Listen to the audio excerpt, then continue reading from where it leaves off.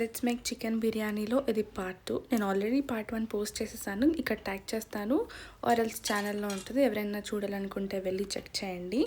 ఇది నేను chicken start చేస్తున్న ప్రాసెస్.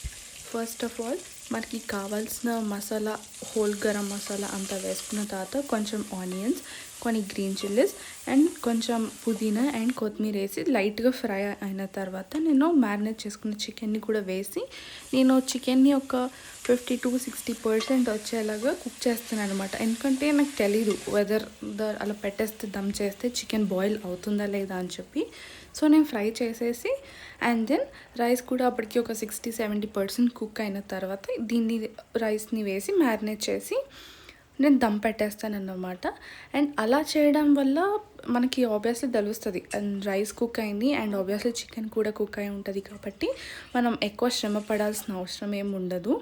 సో ఇలా చేసుకోవడం వల్ల మనకి ప్రాసెస్ ఈజీగా ఉంటుంది అండ్ టేస్టీగా కూడా ఉంటుంది.